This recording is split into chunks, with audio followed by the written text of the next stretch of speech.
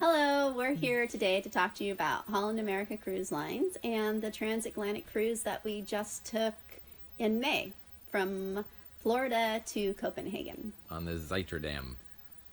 The Zuiderdam. Yeah, Yes, that's how you say it. I think so. Okay. That's how I'm saying it. So, That might be offending Dutch people, but if you saw our last video, you'll know that our original plan was not to be with Holland America, but with Royal Caribbean.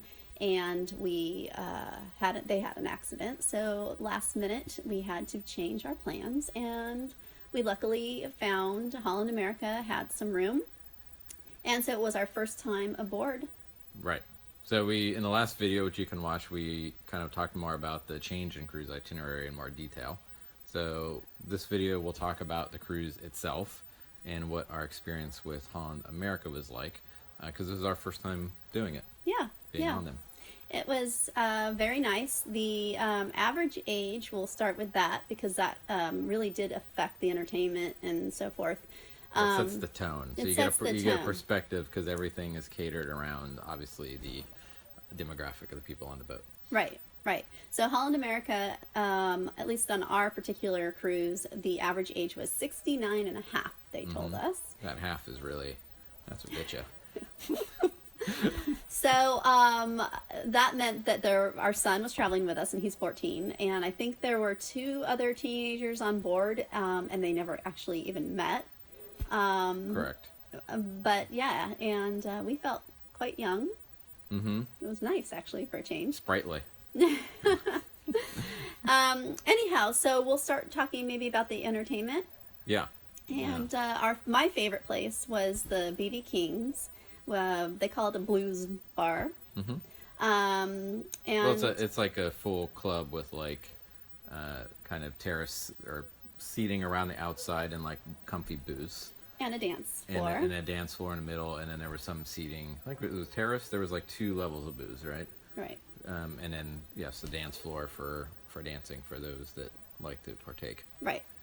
Anyhow, it was really nice. They did shows pretty much every night, and they did 3 different sessions. So one of them was like while we were at dinner. Mm-hmm.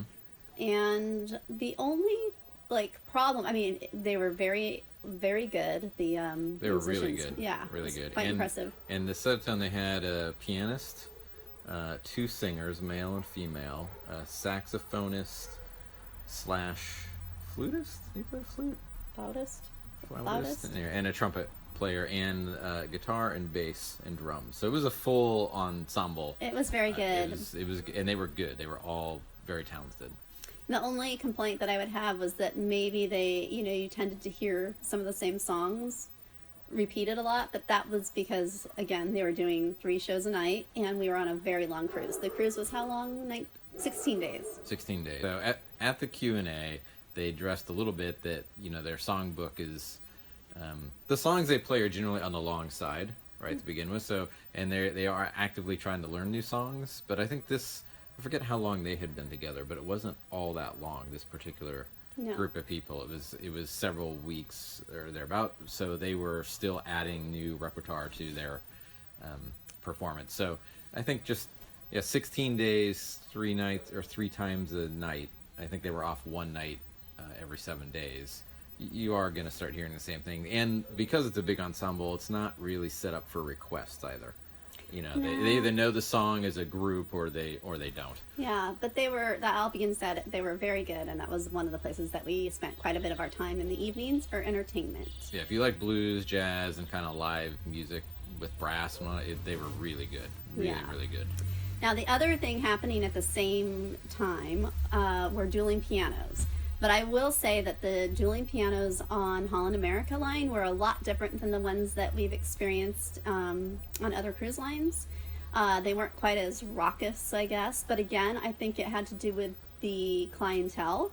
They were catering to the demographic. Yeah. Right. So it was a lot of older songs. They did do some sing-alongs, which was sweet. And they were kind of classic sing-alongs. Yeah. Like Caroline and things Sweet that Caroline, everybody would know. Yeah. And they were good. I mean, they were good piano players, and they were good singers. One better than the other, I would say. Since we're not naming names because I don't remember. It doesn't matter. Yeah. But Yeah, and they were good and they were entertaining, but again, the music skewed towards, classics. Yeah. And their older version of stuff. classics was going to be like 50s through 70s primarily. Yeah, I they would did say. touch into the 70s, but it was, yeah. Yeah, so it was good, but it wasn't that kind of more lively, alcohol flowing and kind of lots No, of no. lots of requests. And they did take requests, but they, like any dueling piano, the requests pile up quicker than they can play them. And what you found was that the requests they took would again skew towards the audience. And we had to talk about it a couple times with the players, and again, it's just about the demographic. So it wasn't that it wasn't fun or anything like that. No, it was very nice. But it was different. So just go in knowing what you're gonna get. It was still a relaxing place. It to was listen to live relaxing, music. and and if you wanted like the more upbeat dancing and all that, you would definitely just go down the hall to BB King's, which was interesting because they were both really like loud in their own right, but It's not even a minute walk between the and two. you didn't hear the other. Like it was Right. really Completely interesting. sound separation. So Yeah. so to be clear, you can go have a lively good time at BB King's, and still the dueling piano is just not going to compete with the liveliness. It was more a relaxed dueling piano. So the dueling part, they weren't really duking it out, but No. the dueling was No, was not missing. much of a duel. No. The other things that they had on board for entertainment was they did have, of course, a nightly show on the stage, which was a mix of comedians and magician. They had a magician, and some of the shows were really good, Yeah. and others were not as good. So kind of what you get on any cruise line, really. You just. Yeah, this one was an odd mix. I think part of it was the comedians that they had on board. One of them, anyway, just really wasn't a good fit for the audience. No, it was I would say a lot of kind of politically incorrect Well, humor. and younger humor, And younger, if that makes sense. But Yeah. So it wasn't. He wasn't. crasser, He wasn't. maybe? Yeah. It was definitely. He wasn't getting the laughs, which then kind of makes the whole thing derail a bit. And then he was kind of doing the "is this on" type of stuff, But it was really clear. And then he would randomly throw in a song. Right. It was That really was clear that the real audience was not reacting well to his material. I think they were more offended than they were humored. Yeah. So again, it was an odd mix, and the magician was. Ooh. Well, it wasn't very good. I mean, No, he was like kind of what you would expect to see, maybe like a magician that would go to a junior high to entertain the kids or something. Like Yeah. very old school, like Yeah, and I traditional- I love magicians and magic shows, and it's like you wanted to walk out or anything like that. But it was kind of like if you had seen all these tricks a zillion times, and you probably knew what was happening to make them happen. So it was Yeah. it was a show, but it wasn't one where you were thinking, oh my gosh, how did they do that? right. By any means. Right. So there weren't any real big productions, like on other cruise lines where you'll see like Cats or, the Disney cruise lines, they have all these amazing Disney kind of things. It wasn't like that. no, but there was good entertainment. I mean, we went every night. Yeah. We did leave like a couple times. So Some they- of the singers weren't. Right. So they had, they did a couple different, we call it a cappella groups. So they had female and male. There were two Yeah. different ones, and you always wonder how some of these groups come together, because clearly some of the singers are better than others in Yeah. the group, Yeah. and so when they try to harmonize and they don't, it really kind of hurts your ears a bit, and then some will start to sing kind of rotation through them, and you'll be like, oh, that guy can really sing, and then followed by someone who really can't. So yeah, there was a couple we did leave early because Yeah. it just wasn't that good. But other entertainment was also there was other entertainment on board. What they had the Lincoln Center Stage, which Right. was actually a pretty amazing It group was of super amazing. of young adults that weren't they like from Juilliard and places that were They're from all over the world, but they all associate with the Lincoln Center Stage, the Lincoln Center. right. So they all interview at different parts around the globe, and then they're all put together, kind of like a lot of the way these cruise things are done. And they have several weeks before getting on the boat, and then they is rehearsing as a group. And the Lincoln Center kind of gives them a music book of things they need to learn for the cruise, and they were all super talented. So talented. So if I like classical music a lot, but the first time I saw them was day 3 or 4. I kind of stumbled into it because they would often play one of their sets around the early dinner, and so I was just walking, down there probably to look at the menu, and then was quickly. They have their own performance area. It's a small stage, but definitely worth checking them out. Yeah, and it was more in the, they did do one at dinner, but wasn't it more kind of midday stuff too? Yeah, they also did stuff in the afternoon, and then towards the end of our cruise, they did one with in conjunction with BBC Earth, where they orchestrated the movie, and that was also impressive. That was close.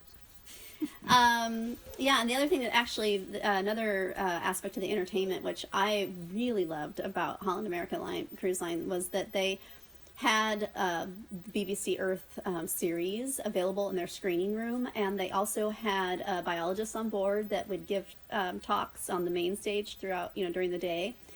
He did talks about, what kind of bird life we would be seeing out at sea, and whales, and dolphins. That was interesting because my son and I went to a couple of the whale talks.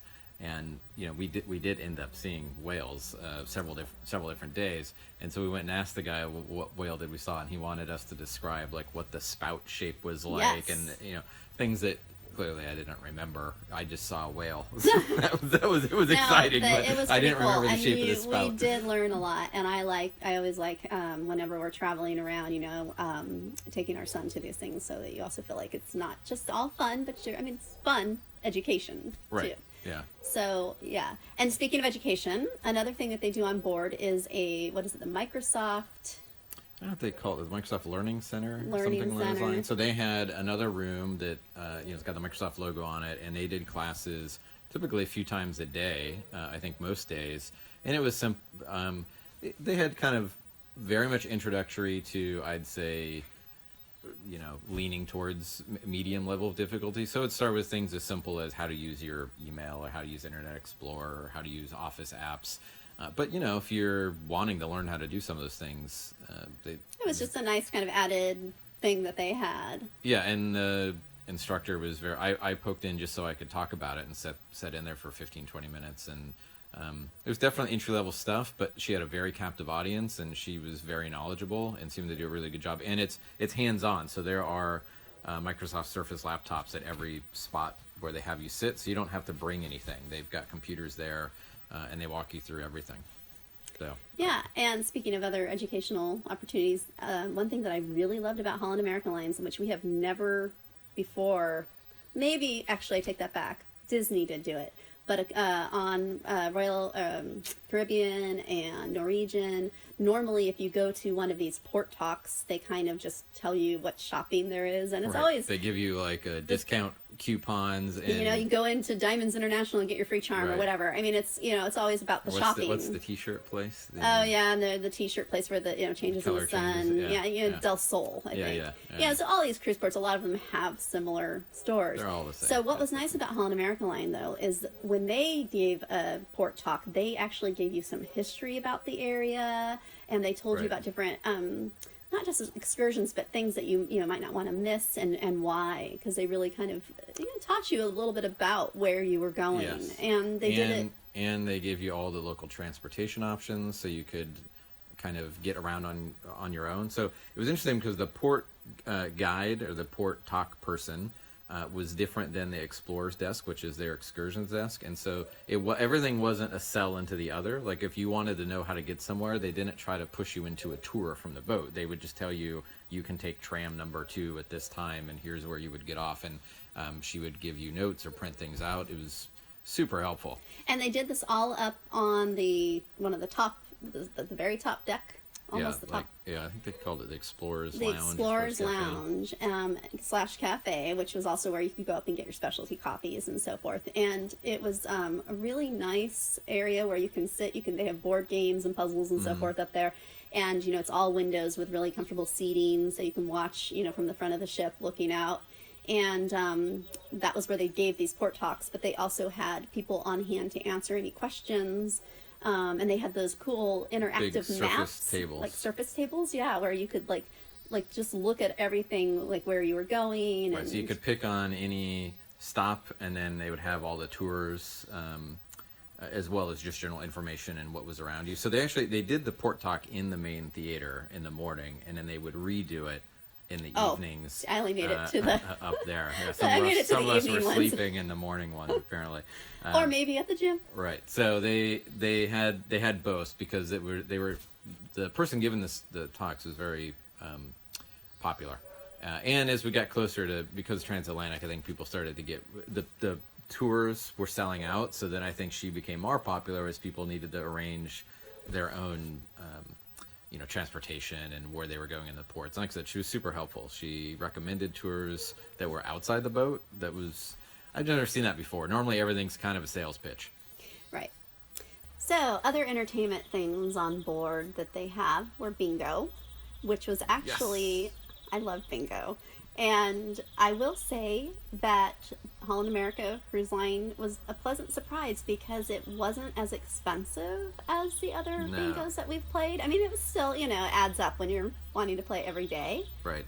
I think it was, the lowest amount was what, 15? I think you could play for 15, which isn't cheap. No. But when you compare it to, I think, on the last Norwegian cruise, it's like we were paying $25-$30 just to play. Oh, that was for like the base. Yeah, and that was for one little Yeah, thing. it was- So it was, bingo has gotten to be a little bit on the pricey side, but it is fun. And I will say the upside of this bingo is not near as many people played.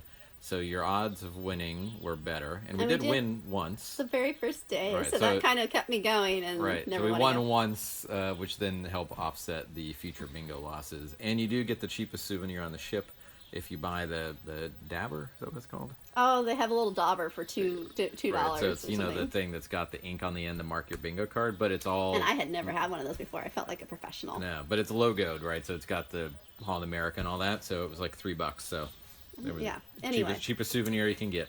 the other thing that we really enjoy doing on every cruise, although some cruises, they do it in really loud areas or whatever, is trivia. We set alarms to get there for the 9:30 We in the like morning trivia. knowing how dumb we how are. dumb we are. I'm just trying to think of a better way to say that. No. So the thing was, we did feel this on Holland America, again, they catered towards their audience. So there were a lot of questions that were for people, of a different, I don't know, like the questions about like actors and stuff, like, they weren't necessarily people that we'd always heard of. No, they were generally from like movies from the 50s and 60s, and so again, it was catering to the audience. So but we did feel dumber, even dumber than usual.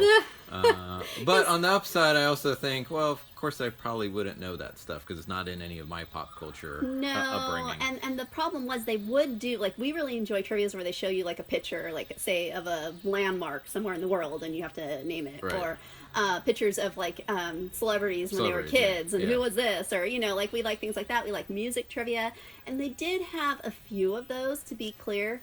But those were always at the 8 o'clock time slot, which happened to be during our dinner time Right. slot. So every once in a while we would skip dinner in the main dining room, and so we could go to one of these, other games or trivias.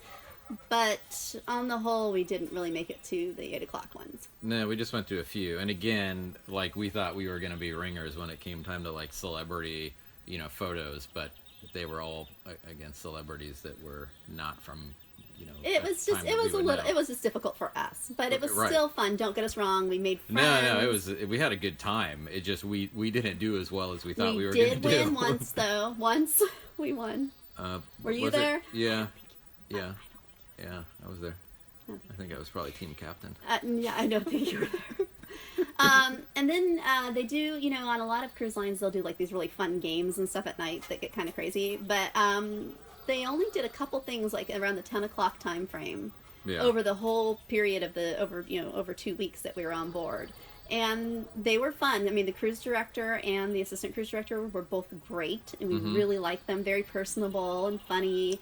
Which also was different normally, is the cruise staff was basically 2 people. Yeah. And normally you're used to a cruise director and then more assistant cruise directors or whatever you. Right, even on the refer to them smaller as. ships, which this is a smaller ship. I Right. think it holds how many? I don't know. like say 3,000. I mean, it wasn't once, not one of, not even even. close to that. Okay, well, it's not like the large. We were supposed to be on the Oasis of Seas. I which would was guess really big. 1,800. Okay. I'll overlay the right answer. Okay. Anyways, so the people that ran it and all that were really good and fun. Now the other thing is, if you do go on Holland America Line, they do have kids clubs and teen clubs, you know, like the other lines. And our son did go up and check it out, but there were no other kids. He was the only one there, so it was a bit, you know, he might as well go sit anywhere else because there was nothing in the club. Not really. We asked him actually, you know, what we should share with you about the teen club, and he said that the problem was in the teen club there were like some like really old like PlayStation or something. They had like an Xbox 360, outdated, super stuff. outdated, and then they said that they had gotten new Xbox Ones for the little kids section, but none for the teen club. No, so all the little kids, they had all these nice like computers that the older kids, you know, you're not allowed to go into the little kids section. So it just seemed kind of like backwards. Or something. Like you would put the latest things for video games in the teen section, not in the little, or just do both. Right. And I guess they had actually spoken to corporate about trying to divvy them up, and were told they could not. So they tried to solve the problem pre us. This has nothing to do with us. This is a common complaint.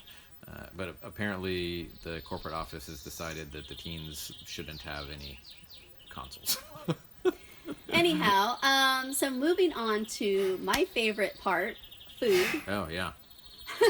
So let's finish the entertainment as it relates to food. Oh, I thought we did. Oh, there was one more entertainment thing. So in the same venue, at least on our ship, where the BB King's is also where they do America's Test Kitchen, which I love watching cooking shows. I'm quite the addict. So this was great for me. And if you read their, you know, they have a website, a video channel on YouTube, as well as a magazine, which is what they're more known for. It was really great. And the person who was the, I don't know if you call it host / chef. Yeah, I don't know if it's always the same, but he does come from a culinary background. He's on an entertainment background, so he, you know, is a chef, or at least went through cooking school, then went to the America's Test Kitchen to train, and then they have kind of set, for the cruise, they have a set of different recipes they're going to cover, and they actually have a full kitchen in there, and they make them in front of you on camera, and then you get kind of a recipe card. But you didn't get to taste it, right? No, that was the downside. There was just kind of, you got to see it being made, but they're, you know, like Disney, when they do kind of a cooking demonstration, it's a different aim though, and like this was definitely much more detail with a lot of tips. Like this felt like after you watched it, you could go home and do it. While in Disney, it was a little bit more like of a show, and then you got to eat and drink, you know, so. Our dog is walking up, and she's very old, and she's breathing heavily. Okay, so if you like cooking, the America's Test Kitchen thing was awesome. Yeah. I went every chance that I could go. Yes. So moving on to food, we were very impressed with the food on Holland America Lines, especially compared to our last Transatlantic that we did this past fall with Norwegian, where the food was just horrible. It was horrible. It was very bad, and we've done quite a few Norwegian cruises, and you know, normally I kind of equate the main dining food on Norwegian to being almost like cafeteria fare. It's nothing horrible, but it's generally not great. It's often cold, but the specialty restaurants stand out as normally being very good. On our last cruise, even the specialty restaurants were bad. But we're not here to talk about Norwegian. No, it was all bad. Anyways, but it was maybe that was partly though why we really appreciated the food on Holland America, because not only was it really good, but they didn't run out. You know, on our last Transatlantic, they seemed to run out of things like halfway through the cruise. So that was part of what was so disappointing then. Like basic things. Yeah, basic things on the breakfast, you know, buffet and so forth. But no, the food was all really good. In fact, they have 2 specialty restaurants on board the Zuiderdam, and we were finding the food so good in the main dining room, because normally we're all about trying the specialty restaurants because we love food. Like food. We love food. But it was just so good, and you know, you would see what the menu was going to be for that night every day, and we'd think, oh, maybe tonight's the night we're going to go try a specialty restaurant. But it always looked so good, you know, the food on the menu, that we didn't end up actually trying one of the specialty restaurants. So one of the last few days, we went for lunch to, what is it called, the Pinnacle Grill. Pinnacle Grill, and everyone was raving about how good the food was, and it was only a $10 surcharge. And so we did try it, and it was very good. But it was super good, but the main dining food was so good. Right, and I mean, I don't know, maybe it was like a little higher quality as far as presentation. I don't know, but the problem was by the time we finally tried it, we had been on the boat for almost, for 2 weeks basically, and so we were already in that kind of always full. Yeah, we didn't need any more food, but feeling. we felt we wanted to try it, and it wasn't a big upcharge. And I would say, I don't know if it was worth it in the sense of like, I mean, I do think it was slightly better, but at the same token, the main food was just so good that you never went to dinner and thought, I would pay for something nicer. No. I mean, there were a few like bad dishes, but very few. I mean, and the other thing, it kind of became a joke between us and our friends that we were traveling with that we were complaining about, or me and one of our friends were complaining about. I was complaining about was that there was no salted butter on board. I know this sounds crazy, but they bring you the rolls and they're like all these nice like different types and so forth, and then you spread the butter on it and there was like no flavor. So we asked about that, and you could probably take a little salt and sprinkle it on there. It was just, I mean, that's how good the food is that I have to complain about the fact that there's no salted butter. Is salted butter not present on cruise ships in general? Like, I feel like it is. I feel like we're normally, gonna have to do some research on if you get bread and butter, it's salted. But anyways, but the reason I'm talking about that is because really, on the whole, it was really good. Everything was very, very good. And they even had a restaurant that was open by the pool that was like a grill, and it served burgers and hot dogs and French fries.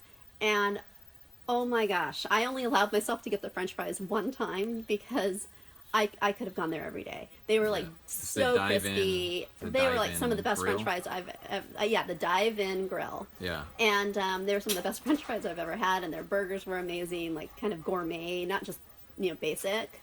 Yeah, no, so that was really good too. And the burgers and hot dogs were also good. I mean, it was, hot dogs and burgers. I didn't try the hot dogs, but I will say another standout on our trip was the ice cream. Mm-hmm. A lot of times the ice cream's just kind of like, it's nothing spectacular unless you like put all the toppings on it or something. But their ice cream, I don't know where Holland America gets their ice cream, but 2 thumbs up. It was so good. It was a daily stop. And our friends, definitely loved it too. And we're going, for second desserts. At 10:30 they would open up the buffet. Yeah, they did a nighttime buffet, which was pretty cool. So they normally have several hot entrees you could choose from, as well as then the ice cream, and some desserts were also open again at night. So even though we were always full, we often found ourselves just seeing what was at the night buffet, thinking there's no way I could eat it, and then we'd still end up pecking at some food. You have to be careful. I found that it's best just not to go with everyone at 10:30 to go check out the buffet, because you're going to be tempted. I mean, there's no... That being said, there is a gym on board, like other cruise ships, and it was a nice gym, so you can go exercise every day and then not feel so bad about eating. You can walk around the top of the ship. Right. So there are, or swim. Let's see, what else did we need to say about food? I feel like we might have... Oh, happy hour. So now we can move on to drinks. One of my favorite topics, the drinks. Yes. And one thing that we found on Holland America Line that we'd never found with any other cruise line was they had a really good happy hour deal. Cruise lines tend to really just jack the prices up so high on drinks, and it's just so ridiculous. And we never buy the drink package because neither one of us drink enough to make it worth it. I mean, it's just way too much alcohol. For us. Yeah. So I would say, but first, the drinks on, like, normally they're not overpriced to begin with. No, they range from like $7 to $10, right? 10 was on the high side. Like, right. You could get like a lemon drop or some kind of foo-foo drink for around I think it was $6.95. Right. So if you're used to like just being in a city and going to a bar, this is not. Which is not cheap, right? Yeah, this is better than like if you're going to like New York or LA or something. This is not. It's not high seas robbery like it often is. And then for the happy hour, which you were saying. But for the happy hour, which was great because they didn't just do it like in random times when you might not want to be drinking or something. Right, it wasn't a noon happy hour. No, they would do several starting at around 4 o'clock. It was either 4 or 4:30, and then they did one around like 8 or 9, and then they did another one around 10:30. I think it was when you'd want to be drinking a drink anyway. There was plenty of opportunity, and it was and they would rotate the bars, so Right. like the 4 o'clock happy hour is at this bar, and it was a nice bar, and they had a piano player and all that, and then so you knew kind of where each one was going to be. Oh, and they brought along like at the 4 o'clock one, they brought out little snacks. Oh yeah, they brought you Yeah. like a little Which was nice. appetizer tray. It was very nice, Yeah. instead of just like nuts or whatever. And so what the deal was is you would buy one drink, and then you get the second one for $2. Mm-hmm. I mean, it's pretty nice. It's a good bargain, especially because I typically just have a couple drinks for the night, so I could just kind of have one at happy hour, and it would become And the same cheap. goes for me. And then our son, he really enjoys smoothies and milkshakes, and so we found that like we could get him like a mudslide, like a virgin mudslide or whatever. Right. And So that we was could kind of leverage the happy hour for him as well. right. So it worked out. Those worked aren't out well. normally cheap, either. It adds up if you're getting Yeah. one every day. Yeah. So So for drinking, I think they definitely kind of win a lot over the other experiences. As far as if you're getting a drink package, then it's hard to say there, because for us that's always the peace of mind of the drink package is very nice. The never then you have to think about I'm spending more money. Right, Da, da, da. it's just paid for. But on the flip side, if you don't drink, most drink packages you've got to be pushing at least 5 and normally more like 8 or 9 depending on the cruise line just to break even, and I just can't drink that much. No, I would feel sick. But for people that do drink a lot, I mean, I guess it's a good deal. Right. So, but just know, if you are going for the cash bar option, if you can wait to start your drinking until 4, that's quite the bargain. And then they did have especially coffee places you mentioned. Do you remember what those ran price-wise? They were pretty typical, like, latte prices. Probably they were pretty expensive. I would say I would typically get a latte with 1 pump of vanilla, and that would be about $5.95. Okay. So pretty. And you could add expensive for a alcohol grande. as well, because I also got coffee in the morning, but I had them add, Baileys and things like that. This So, after he just says how he doesn't like to drink that much. yeah. So before we wrap up this video, we should mention to you also what we kind of thought about the boat overall, like the look of it. It was really nice. Mhm. It had like I an didn't old... like the smokestack placement. Oh, shut up. He's joking. No. So it had like an old school vibe, and it was due to go into refurbishment, like, right? No. No. It Oh, had I'm been thinking of the one that we refurbished. were supposed to be on. Right. Sorry. No, they had an old school environment. It was really nice. Like, kind of What made is you. an old school environment? Well, you know what I mean, like an old school. If you go to like one of the old steakhouses in Vegas, like with the high, you know what I mean, it kind of had that vibe. You know what I mean, like Classic cruising. classic cruising. there like you go. like they had days of yore. like our one the one bar that we really liked where they did trivia quite often was called the Library, and it wasn't called the Library. I don't know. Darn it, sorry. But it had like really cool artwork, like all kinds of different stuff, and it just felt cozy, like you were in a big den, you know.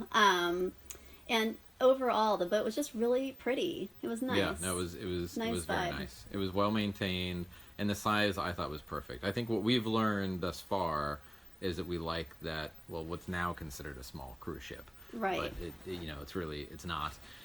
In overall sense. But to be fair, we didn't get to go on the Oasis class, so we can't compare. Our next cruise will be on a Quantum class, so now we will be going big, and we'll Right. get it.